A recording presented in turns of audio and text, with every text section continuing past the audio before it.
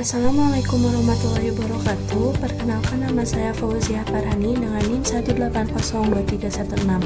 Di sini saya akan menjelaskan pengertian perencanaan usaha menurut Hairul Mahdi pada tahun 2009. Perencanaan usaha yaitu sebagai proses penentuan visi, misi, dan tujuan, strategi, kebijakan, prosedur, aturan, program, dan anggaran yang diperlukan untuk menjalankan suatu usaha tertentu.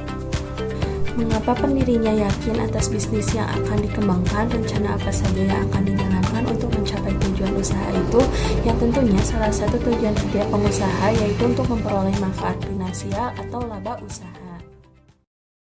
Nama saya Mirna Widianti dengan NIM 1802229. Di sini saya akan menjelaskan pentingnya rencana usaha.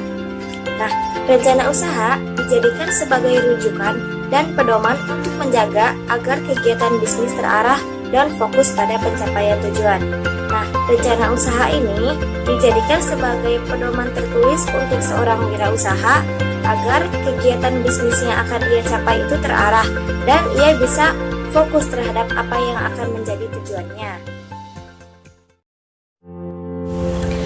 Rencana usaha bisa dibuat dalam jangka panjang dan pendek, sehingga dapat ditentukan langkah awal dan pentahapan program kegiatan yang akan dicapai, serta risiko dan hambatan yang akan dilalui oleh wirausaha.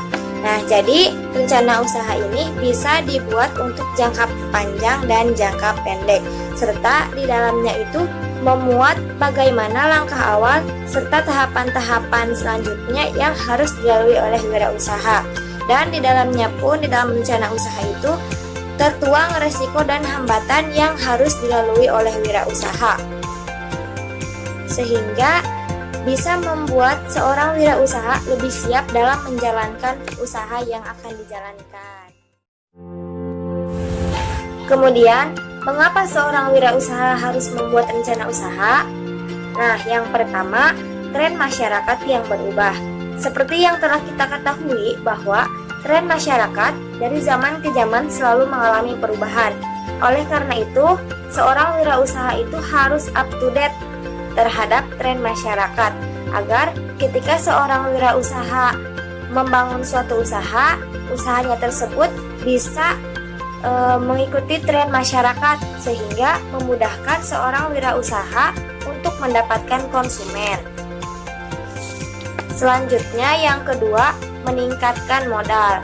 Dengan adanya rencana usaha ini, banyak investor yang berdatangan kepada wirausaha untuk menginvestasikan uangnya.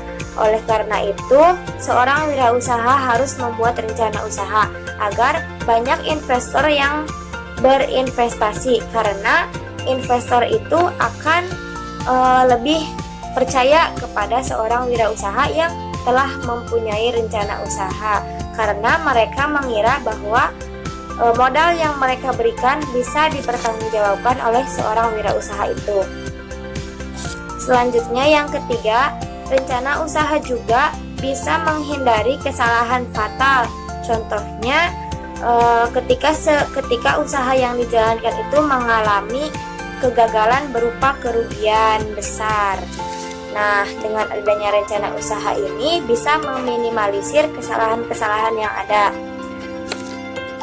Selanjutnya yang terakhir, mengontrol usaha dan menentukan prioritas. Nah, rencana usaha itu bisa mengontrol usaha. Contohnya kan seperti tadi ya, dalam rencana usaha itu memuat berbagai resiko, hambatan, kemudian langkah awal, serta tahap-tahap kegiatan.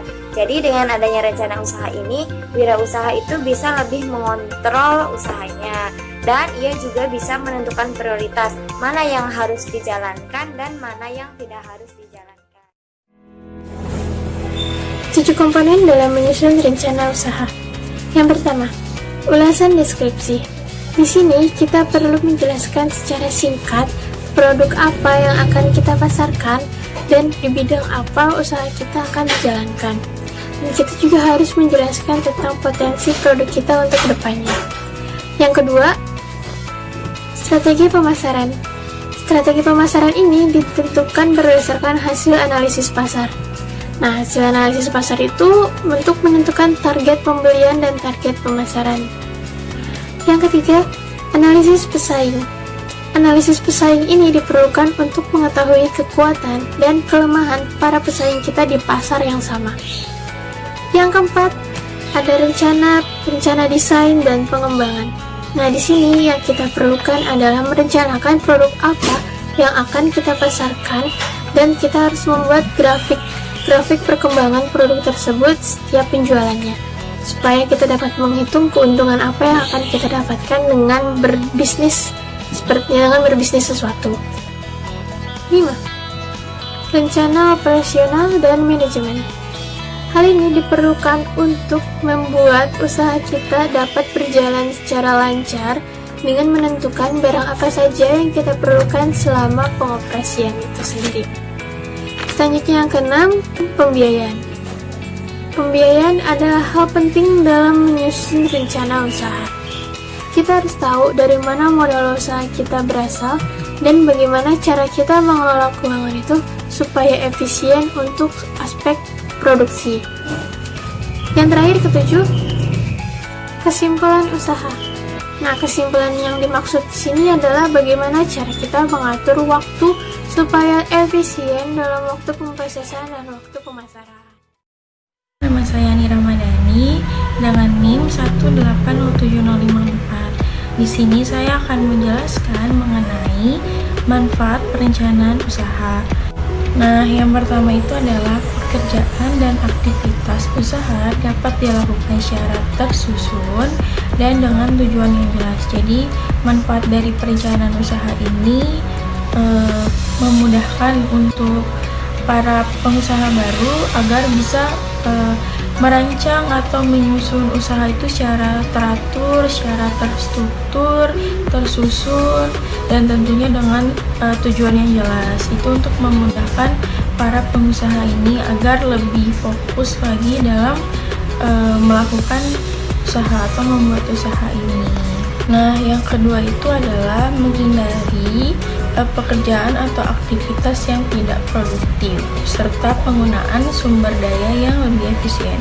Jadi maksudnya di sini kita sebagai pengusaha baru itu harus menghindari pekerjaan yang bisa dikatakan orang yang sibuk bekerja namun memiliki susunan prioritas secara bersamaan.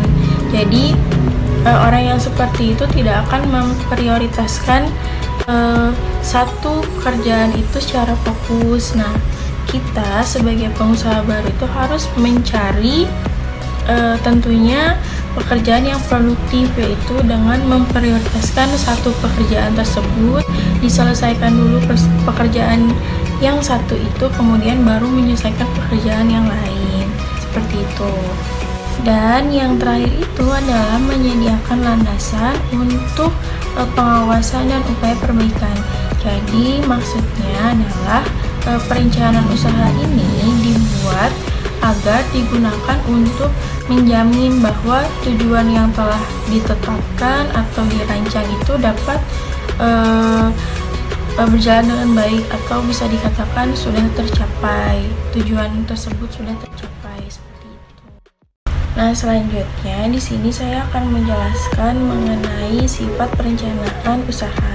Yang pertama itu adalah fokus. Artinya perencanaan ini harus berdasarkan visi misi dan tentunya dengan tujuan yang jelas. Jadi maksudnya seorang pengusaha ini sudah harus membuat visi dan misinya itu apa. Jadi usaha yang kita bangun ini visi misinya apa, tujuannya apa. Misalnya tujuannya untuk menghasilkan uang, untuk memberi lapangan pekerjaan kepada orang. Nah, itu harus jelas dan tentunya harus fokus terhadap usaha tersebut.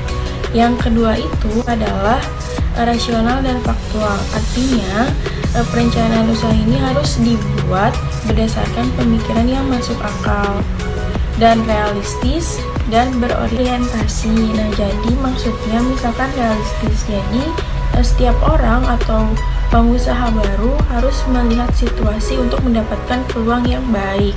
Misalnya di tempat yang ramai itu akan menghasilkan keuntungan atau tidak. Nah, kita harus bisa melihat situasi tersebut. Selanjutnya itu berorientasi. Jadi maksudnya pengusaha ini harus mencari dan melihat lebih dalam lagi tentang informasi yang ada di sekitar tempat yang akan dijadikan usaha tersebut. Peluangnya besar atau tidak itu harus kita cari lebih dalam lagi agar menghasilkan usaha yang maju. Selanjutnya yang ketiga itu adalah berkesinambungan dan estimasi. Jadi maksudnya itu adalah perusahaan perencanaan usaha dibuat dan dipersiapkan untuk kondisi di masa yang mendatang. Jadi maksudnya kita sebagai pengusaha itu harus memikirkan di masa yang akan datang itu akan terjadi apa. Kita sudah harus mengantisipasinya. Misalkan konsumen akan berkurang. Nah, di situ kita sudah harus mengetahui caranya, taktiknya, bagaimana menghadapi situasi tersebut. Jadi kita sudah harus mempersiapkannya untuk di masa yang akan datang agar usaha yang kita buat ini terus berjalan dengan baik dan stabil tentunya. Yang keempat itu adalah fleksibel. Nah, fleksibel di sini artinya pengusaha baru harus bisa menyesuaikan diri dengan lingkungannya. Misalnya akan berjualan di kantin, makanan di kantin. Nah, pengusaha baru ini harus bisa menyesuaikan dengan lingkungan sekolah tersebut, di kantin tersebut, dengan anak-anak atau dengan mahasiswa. Nah, pengusaha itu harus bisa menyesuaikannya tentunya dengan hal yang positif. Dan yang terakhir adalah operasional. Jadi operasional ini, perencanaan usaha ini harus dibuat dirancang sesederhana mungkin. Jadi tidak memberatkan dari pengusaha itu sendiri. Jadi harus tetap sesimpel mungkin dan sesederhana mungkin. Yang penting adalah agar usaha yang kita kerjakan ini bisa berjalan dengan baik. Seperti itu. Nama saya Suci Ramadina Nasti dengan NIM 1802175. Kali ini saya akan mempresentasikan mengenai proses perencanaan usaha. Proses perencanaan usaha ini ada 4 langkah yang harus kita lakukan. Langkah pertama yaitu mengidentifikasi peluang usaha. Pada umumnya, suatu produk berpotensi untuk laku dan menguntungkan apabila penawaran produk tersebut lebih kecil daripada permintaannya. Nah, peluang usaha muncul ketika permintaan pasar lebih besar daripada penawaran produk tersebut. Nah, jadi peluang usaha itu dapat dicirikan oleh masih adanya permintaan pasar untuk produk tersebut. Langkah kedua yaitu menentukan jenis usaha yang akan dijalankan. Berdasarkan identifikasi peluang usaha tersebut, maka akan muncul beberapa alternatif jenis usaha yang memungkinkan untuk dipilih. Nah, dari berbagai alternatif usaha tersebut, pilih salah satu yang paling memungkinkan dan yang paling menguntungkan.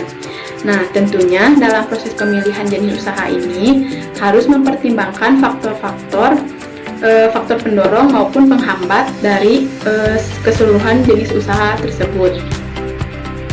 Langkah ketiga yaitu melakukan studi kelayakan usaha. Nah, studi kelayakan usaha ini harus mempertimbangkan 4 aspek, yaitu aspek pasar dan pemasaran. Aspek pasar dan pemasaran ini yaitu suatu jenis usaha dikatakan layak apabila usaha tersebut memiliki peluang pasar yang cukup tinggi. Nah, peluang pasar ini ditunjukkan oleh adanya ekses permintaan. Ekses permintaan ini terjadi jika jumlah permintaan lebih besar dari jumlah permintaannya. Nah, semakin besar atau semakin tinggi ekses permintaan, maka semakin tinggi pula peluang pasar dan semakin layak pula usaha itu untuk dijalankan. Aspek yang kedua adalah aspek produksi. Suatu usaha dikatakan layak apabila dilihat dari aspek produksinya ditandai oleh lokasi yang strategis, tersedianya fasilitas dan prasarana produksi yang memadai, lalu tersedianya pasokan bahan baku yang terus-menerus, serta tersedianya tenaga kerja yang dibutuhkan. Aspek selanjutnya yaitu aspek finansial. Aspek finansial ini suatu usaha atau suatu jenis usaha dikatakan layak apabila jenis usaha tersebut mampu memberikan laba usaha yang memadai untuk investor maupun kepada pengusaha yang menjalankan usaha tersebut. Aspek terakhir yaitu aspek organisasi dan manajemen. Nah, aspek organisasi dan manajemen ini berkenaan dengan struktur kepemilikan, struktur organisasi, serta tim manajemen yang mengelola usaha tersebut. Nah, langkah terakhir yang harus dilakukan dalam proses perencanaan usaha adalah membuat proposal usaha. Membuat proposal usaha itu langkah terakhir yang harus dilakukan setelah semua proses yang tiga tadi terlaksanakan.